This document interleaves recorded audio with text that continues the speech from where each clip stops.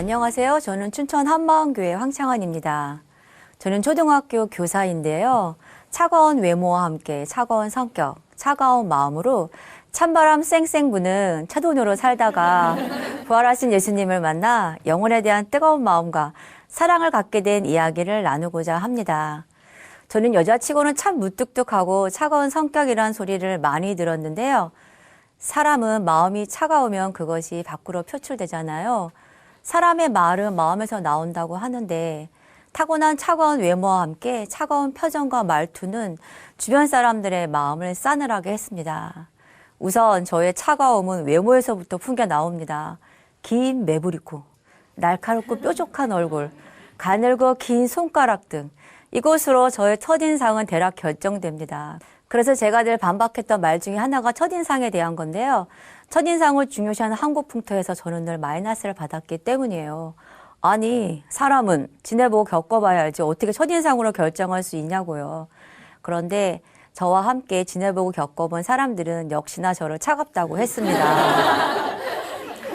이런 차가운 외모와 함께 저는 성격도 차가웠는데요. 4학년 때 늘 같이 다니던 절친은 저 때문에 심한 마음의 상처를 받은 일이 있어요. 4학년 초에 논문 주제를 정하는 과정에서 그 친구와 저는 같은 주제를 하기로 결정했었어요. 그런데 제가 교수님과 논의하는 과정에서 다른 주제로 바꾸게 된 거예요.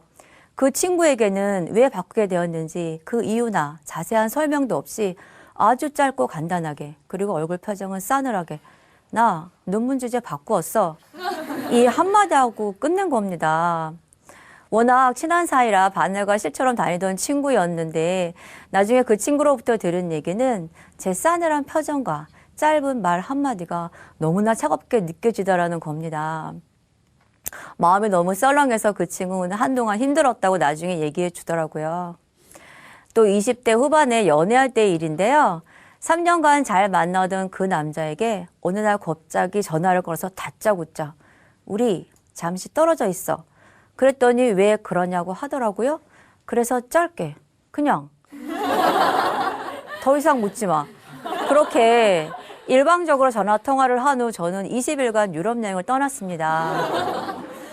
이 일을 겪은 그 남자는 제 이름 석자 황창환의 히읗자도 듣고 싶지 않았다고 하더라고요. 늘 싸늘한 목소리와 냉정한 표정, 설명 없는 이해 요구, 용납할 수 없는 독단적 결정, 도저히 감당이 안 되었다고 해요. 이렇게 저는 표정과 말이 차다고 해서 찬바람 쌩쌩이라는 별명도 얻게 됐습니다. 그 남자가 지금의 제 남편입니다. 이런 차가운 성격과 함께 정말 해결할 수 없었던 것은 마음이 차가운 것이었어요. 마음 깊은 곳에서 일어나는 차가운 바람 같은, 마치 큰 구멍이 뚫린 것 같은 마음은 어떻게 할 수가 없었습니다. 그러던 어느 화창한 5월 5일이었습니다. 저희 가족은 마음에 드는 새 아파트로 이사를 와서 처음 어린이날을 맞게 되니까 어린 딸을 데리고 놀러 갈 계획을 하고 있었는데요. 하필 그날 아침부터 남편이 감기 몸살을 심하게 앓기 시작하더니 일어나지도 못하고 침대에 누워 끙끙거리며 오한이 나서 춥다고 두꺼운 집을 덮어달라고 하는 거예요. 저는 너무 화가 났습니다. 아니, 빗장마을은 마누라도 1년에 감기 한 번 잘 안 걸리는데 키가 188cm나 되고 몸무게는 100kg 넘는 남편이 이런 화창한 날씨에 감기 몸살로 누워있다는 것에 화가 나는 거예요. 얼마나 화를 냈는지 제가 생각해도 이건 너무하다 싶을 정도로 소리를 질렀어요. 저희 남편은 평소 아주 자상한 사람이었는데요. 이런 일을 몇 번 겪은 후로는 무뚝뚝하고 차가운 성격도 그나마 참고 사는데 이제는 사람이 아파도 저렇게 화를 내니 이 정도인 줄 알았다면 결혼 안 했을 거라고 하더라고요. 사실 그 당시 제 마음은 마치 큰 구멍이 난 것처럼 차가워서 남편이 아픈 것 가지고도 트집을 잡아 억지를 부리는 이상한 행동을 보이기까지 했던 거예요. 그러던 중 교회를 다니고 있는 언니들이 예전과 다른 생각과 말을 하고 무언가 확실한 것을 붙잡고 있는 듯한 변화된 모습에 적지 않은 충격을 받았습니다. 그러면서 가끔 저에게 툭툭 던지는 큰언니의 말은 왠지 모르게 제 마음에 남아서 생각하게 만들었어요. 그러던 어느 날 언니의 권유로 교회에 어떤 분과 얘기를 나누게 되었는데요. 그 얘기를 통해 제 영적 실상을 알게 되었습니다. 제가 예수 믿는다 하면서 실상은 입술로 주여 주여 하는 자인 것을 정확히 알게 되니 큰 충격과 함께 살고 싶다는 마음이 강하게 들었어요. 그런데 살고 싶다는 제 마음과는 달리 교회에 와서는 말씀을 거의 듣지 못했습니다. 그런 시간을 보내는 중에 가장 많이 들었던 단어는 부활이었습니다. 왜 이렇게 부활을 말하지? 이유가 뭘까? 부활이 풀리면 다 풀린다는데 도대체 무슨 말이지? 첫 단추를 잘 끼워야 나머지도 딱 맞아떨어진다는 말은 또 무슨 말이지? 부활이 무엇이길래 매일 부활하는 걸까? 어느 순간부터 고민되기 시작했습니다. 계속 들어도 모르겠으니 속이 너무나 답답한 거예요. 이렇게 고민의 시간을 보내던 어느 겨울 수련의 마지막 날이었습니다. 저는 제 인생에서 이 날을 잊을 수가 없는데요. 주일 오전 예배 때 한 지체의 간증을 통해 드디어 성령께서 저에게도 부활을 비춰주셨습니다. 그 간증에서 부활과 영원이란 단어가 들리면서 부활하신 예수님을 통해 영원한 것과 썩는 것이 정확히 구분되었고 동시에 영원한 것에 초점이 딱 맞춰지는 겁니다. 영원한 것이 무엇이고 썩는 것이 무엇인지를 알게 되니 진짜와 가짜를 알게 되더라고요. 그러면서 지금껏 내가 가짜를 잡고 살았구나. 이것을 알게 되니 인생의 선이 딱 그어지는 겁니다. 요한복음에 죽은 자 가운데서 살아나신 후에야 제자들이 말씀하신 것을 기억하고 성경과 예수의 하신 말씀을 믿었다고 한 것처럼 성경 전체가 통째로 믿어졌고 성경 말씀이 실제인 것이 알아졌습니다. 사도 바울도 부활로 영원한 것을 알았기에 푯대를 향해 달려갔음을 보게 됐습니다. 그리고 믿음은 바라는 것들의 실상이요 보지 못하는 것들의 증거라고 한 것처럼 히브리서 11장에 나오는 믿음의 선진들이 왜 그렇게 살았는지도 그대로 알게 되었습니다. 부활로 영원한 것을 알았기에 구차하게 이 땅에 썩는 것이 아닌 영원한 것을 위해 살았음을 보게 됐습니다. 지체의 간증을 듣고 기도하는데 기도는 하늘을 뚫을 것 같았고 마치 제가 부활의 주 앞에 서 있는 것처럼 기도가 되었어요. 기쁨과 감격 또 죄송함으로 눈물이 계속 흘렀고 예배당에 멍하니 앉아있다가 울다가 했습니다. 그날 저는 부활하신 예수님 앞에 굴복되고 말았습니다. 그동안 그렇게나 들었던 예수 믿지 않는 죄가 얼마나 악랄하고 무서운 죄인지를 알게 되었는데요.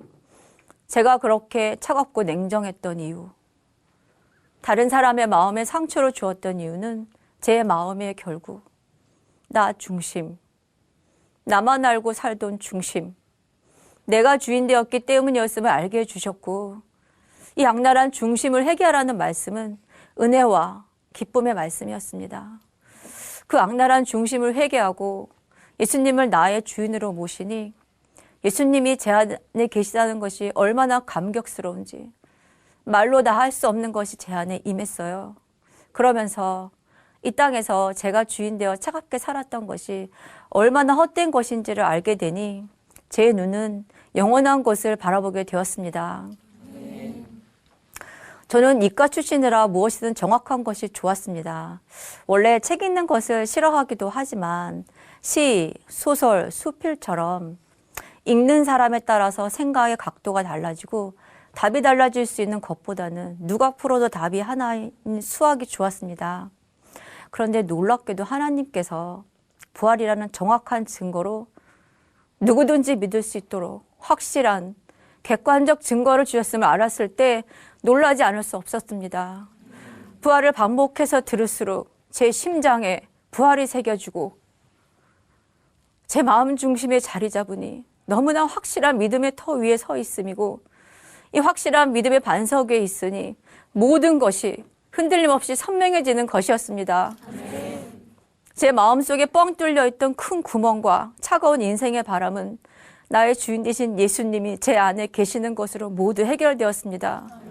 나의 주인 되신 예수님이 제 안에 계시니 나는 누구보다 영혼을 사랑하는 뜨거운 마음의 소유자가 되었음을 알게 해주셨습니다. 세상은 보여지는 걸로 모든 것을 판단하지만 나의 주인 되신 예수님이 제 안에 계시니 저의 차가운 마음을 녹여주시고 제 마음을 풍성하게 해주셨습니다. 그것도 변하지 않는 영원한 것으로 말입니다. 예수님이 제 마음에 계시다는 이것 하나가 저를 온 우주보다도 마음을 뜨겁게 해주었고 예수님 마음이 곧 제 마음이 되었습니다. 그리고 예수님의 십자가 사랑을 부활로 알게 되니 전능자의 말도 안 되는 사랑이 제 몸과 마음을 적셨습니다. 제 차가운 성격에 힘들어하던 남편도 십자가 사랑에 감격하여 눈물 흘리는 제 모습에 적응이 안 된다고 말하기도 합니다. 부활의 주를 만나 굴복된 이후 제 삶은 새로운 인생의 시작이었습니다. 물론 차갑고 쌀쌀맞아 보이는 외모는 여전합니다. 그러나 제 중심이 굴복되고 영혼에 대한 사랑으로 마음이 뜨거워지니 이것만큼 좋은 것이 없더라고요. 왜냐하면 나의 주인 되신 예수님은 어떤 사람도 어떤 원수도 사랑하신 분이신데 그 분이 제 안에 계시잖아요. 죽은 영혼 살리길 원하시는 주님의 마음이 제 마음이 되니 그때부터 복음을 들고 영혼을 위해 살기 시작했습니다. 학교에서 복음을 전하게 되고 그곳에서 아이들을 만나 양육하기 시작했습니다. 한 영혼이 천하보다 귀하다는 말씀이 제 마음을 흔들어 놓았기에 영혼을 위해 움직이는 것에 모든 것을 투자하게 되었습니다. 몇 년 전 학교에서 만났던 아이들을 잊을 수가 없습니다. 초등학교 4학년 아이들인데요. 집 주소와 부모님 이름이 같고 같은 학년에 3명이라 출생일이 다른 걸로 봐서는 분명 새쌍둥이는 아니고 도대체 이게 뭘까? 학기 초인 3월에 이 3명의 관계를 찾느라 약 한 달간의 시간을 보냈는데요. 알고 보니 1월생인 누나와 11월생인 동생 쌍둥이 이렇게 셋이 한 해에 태어났더라고요. 게다가 쌍둥이는 일란성이라 제가 구분을 못해서 또 혼란을 줬던 아이들. 그 중에 한 명이 우리 반이었어요. 그런데 그 아이는 매일 학교에 와서 아침부터 책상에 엎드려 있었고 수업 시간에 교과서는 펼치지 않고 성적은 늘 하위권이었습니다. 저는 여느 아이들에게처럼 교과서는 꼭 챙겨라. 수업 시간에 엎드리지 말고 바르게 앉아라 등 말하였지만 그 아이는 늘 듣는 둥 마는 둥 하니까 이런 아이는 어떻게 하는 것일까 정말 고민이 되었습니다. 그러다가 우연히 그 아이의 어머니를 만나 그 집 가정 환경을 듣게 되었는데요. 정말 듣는 순간 놀라움과 함께 눈물이 났습니다.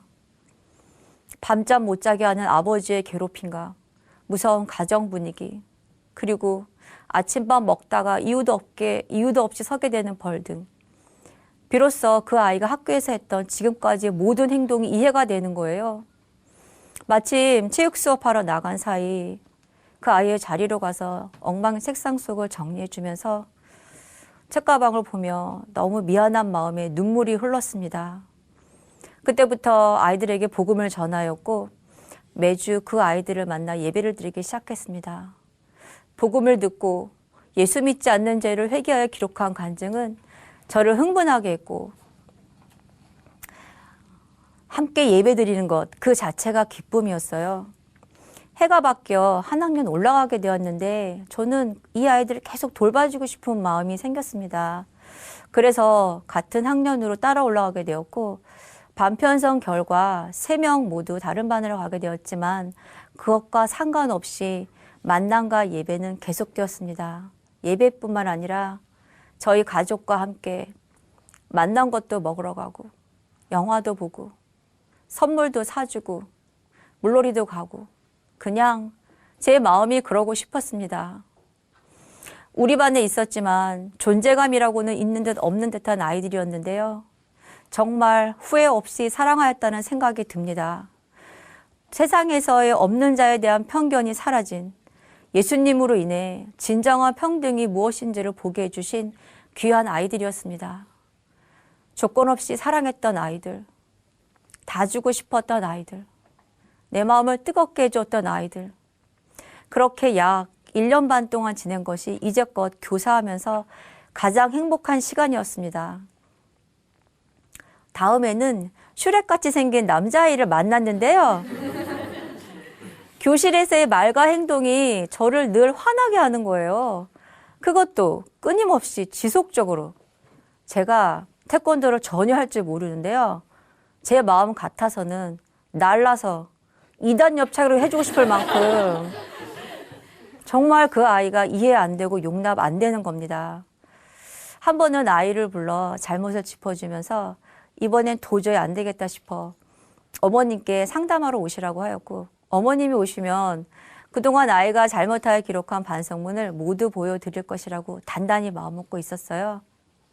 그러다 예배를 드리는데 사랑은 허다한 죄를 덮는다는 말씀, 또 율법의 완성은 사랑이라는 말씀이 저를 계속 찌르면서 예배 내내 이 아이가 생각나는 거예요. 다음날 새벽에도 이 아이가 계속 생각나면서 하나님께서는 기도하게 하셨어요. 그러면서 하나님께서 원하시는 것을 알게 되었는데요. 하나님께서는 그 아이를 위해 죽었다고 하셨고 그 아이를 사랑한다고 하셨어요. 그 말에 그냥 제 마음이 무너지고 말았습니다. 그동안 아이를 야단치고 난 후 제 마음이 무거웠던 이유는 예수 믿지 않은 교사처럼 했기 때문인 겁니다.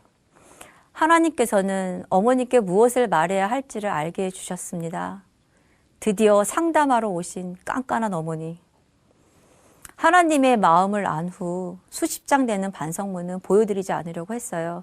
그런데 어머니께서 우리 아이가 무엇을 잘못했는지 구체적으로 알고 싶으니 반성문을 보여주세요 하시는 겁니다. 그래서 할 수 없이 보여드렸고 어머니와 이런저런 얘기를 하다 결국 제가 꼭 하고 싶은 말씀을 드렸습니다.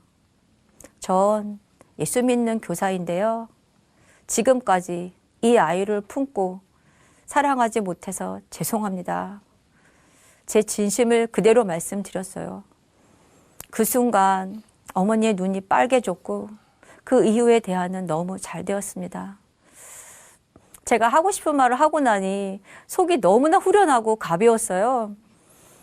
상담을 마치고 연구실로 갔는데 그 아이를 너무나 잘 알고 있는 전담 선생님들이 선생님, 상담은 어떻게 됐어요? 잘 됐어요?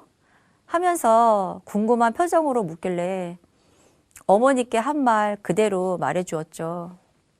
그 순간 전담 선생님들의 반응은 완전 뜨악. 그러나 제 마음은 기쁘기만 했습니다. 요즘에는 이해할 수 없는 아이, 용납할 수 없는 아이, 도저히 사랑할 수 없는 아이들이 꽤 많잖아요. 특히 말썽 많고 게다가 공부까지 못하면 거의 존재 가치가 없어지기도 하고요. 그런데 하나님께서는 나는 이미 그런 아이들을 사랑하는 자가 되었다고 말씀해 주셨어요. 그리고 그 아이를 통해 하나님께서는 복음을 가진 교사는 아이가 어떠할지라도 세상의 눈이 아닌 하나님의 눈과 마음, 그리고 사랑으로 품는 것이라고 가르쳐 주셨습니다. 그 슈렉 같은 얼굴이 전능자의 사랑과 오버랩되는 순간은 지금도 잊을 수가 없습니다. 복음으로 사는 목적이 생기니까 학교에서 생활하는 것도 방향성이 생기더라고요. 지금은 학교에서 기독 동아리를 방과 후에 하고 있는데요. 이 아이들도 학교에서는 문제 아들로 꽤나 유명합니다. 그런데 복음을 계속 들려주어 조금씩 변화된 모습에는 주변 선생님들께서 먼저 알아봐 주시더라고요. 학교에서의 문제 아들. 하나님께서 제 눈과 마음을 바꿔 주셨기에 이 아이들에 대한 가치가 다른 거죠. 학교에서 만나게 되는 가정 환경으로 상처받은 아이들, 문제아로 힘들게 하는 아이들 모두 복음이면 충분합니다. 또 자동차의 와이퍼는 교체가 가능하지만 와이프는 마음대로 바꾸지 못한다고 늘 말하던 남편에게도 따뜻한 가정을 주게 된 복음. 사람의 변화도 복음이면 충분합니다. 예수님의 부활로 저 같은 차도녀를 변화시켜 주시고 10대에 대한 뜨거운 소망으로 학교에서 만나게 되는 귀한 아이들과 교사들에게 복음을 전하는 사명자로 불러주신 하나님께 모든 영광 올려드립니다. 감사합니다.